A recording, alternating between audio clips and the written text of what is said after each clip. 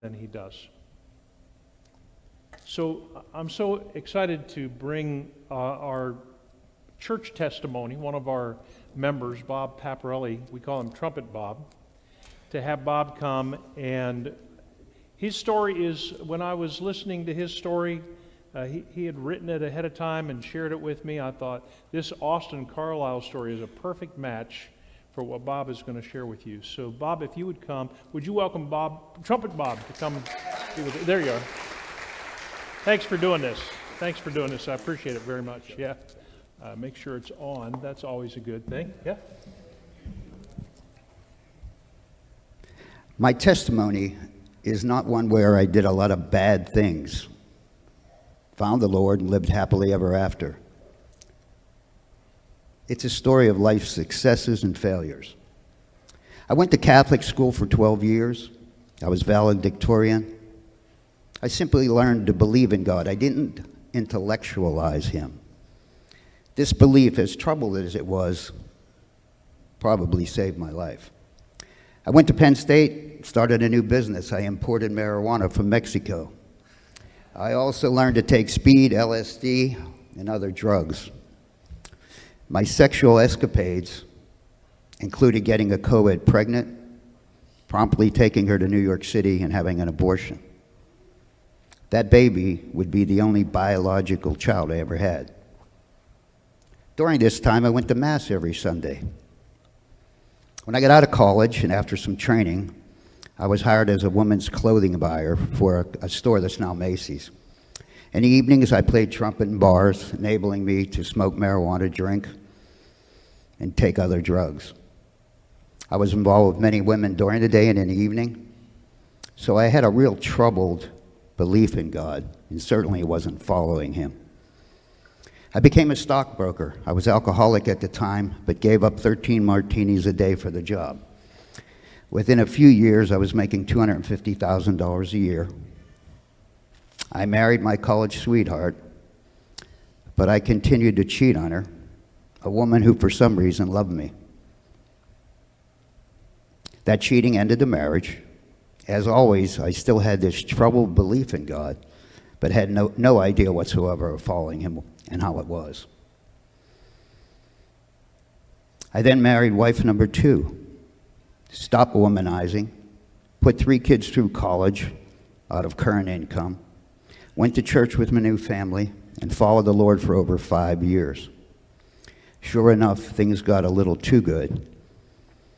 I remember how funny I thought it was when I heard Robin Williams say, "Cocaine is God's way of letting you know you're making too much money."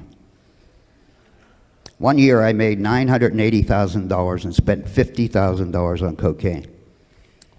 Eventually this habit took me away from the Lord, and divorce number 2 occurred. Within 9 months I was remarried. I woke up, started following the Lord. Sure enough, stopped all drugs, continued to make huge money, and for 3 years, all was well. Then the firm that I was working for was investigated because of me by the Securities and Exchange Commission. I lost my license and a profession. Till that date, I made over $7 million. I finally got a job making $25,000 a year, which is what I made a month, at a recruiting firm. I kept following the Lord, and within 6 months I started my own company, and within 3 years I was back to making $300,000 a year. I joined a Bible study, and for some reason I believed that God wanted me to write a biblically based screenplay. After 2 years of part-time study at UCLA, I wrote Revelation. It was rejected by 30 of the largest studios in America. They all said the same thing. Who's going to make a Christian film for $125 million? About a year later, The Passion of the Christ was released. By 2009, the recession hit my recruiting business. Income fell to 0. Within 2 years, I lost my home. My wife and I were divorced. My adopted son stopped talking to me. I filed for bankruptcy with over $750,000 in debt. I ended up on food stamps. I was still following the Lord, yet I had nowhere to live. Out of nowhere, my stepkids inherited a home in Pittsburgh and asked me to take care of it. So I got a job when I went to Pittsburgh managing a store for Joseph Bank. At that time, I thought God wanted me to start a ministry. I called it Don't Do It My Way for obvious reasons. The domain name was available. It was a sure thing. I felt God wanted this done. After emails to 1,900 megachurches nationwide on 2 different occasions, not one of them wanted to hear Don't Do It My Way. After a few years, I lost my position at Joseph Bank because of age discrimination, and I moved to Florida to be with my godson. Shortly after the arrival in Florida, I was diagnosed with prostate cancer.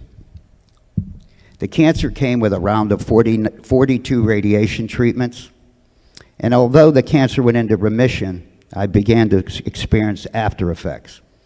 My hemoglobin levels went from 14 to 4. I was hospitalized 3 times in 4 weeks. And at the same time, a long-term relationship that I had been in ended. I had no place to live, and the vehicle I was driving was no longer mine. Concurrently, my Aunt Betty, she died. She was like a second mother to me for over 40 years. I lost my mother at age 29. She died and left me nothing in the will, and it was not as much about the money as it was about not leaving me anything. I talked to her every day. I stopped playing trumpet in church, and out of the blue, I received a letter from the IRS asking for $5,600 in past taxes. If that wasn't enough, I was downsized from the insurance company I was working at. I just stopped following the Lord. I wanted to die, but I'm not suicidal. I never was. I just couldn't take it anymore.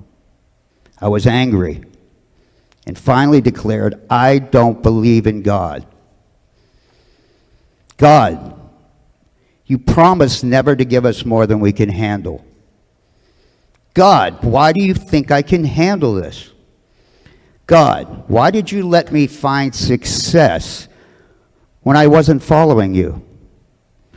God, why didn't you make my movie, my screenplay, a success? God, why didn't you let me come back in business? God, why am I living in an efficiency instead of a home? So one evening afterwards, I asked myself, why are you so angry at God? You say you don't believe in him. Why are you talking to him if you don't believe in him? Over the next week or so, I began to feel some comfort. Maybe it was the lessening of my Italian Catholic guilt complex, but there was a reason. I started to reread the Bible. Of course, I opened it to Psalms, to David, who had similar conversations with the Lord. Within a few days, I reflected on the life I've described to you. I did always believe in God, except for that short period, but I certainly didn't follow him. I decided to turn my life's burdens and anything I could think about over to him. At first, you feel like a wimp. I would say, you can handle this, but I knew I couldn't. But today, as soon as I start worrying, trying to control, I turn it over to him. Of course, the devil knows that is my weakness. But I have become very good at this. I tell myself, let him handle it. I have already experienced that he's doing a way better job than I have. God is good. But you know, I still always want to know, I'm kidding, my name is Bob, and I'm second.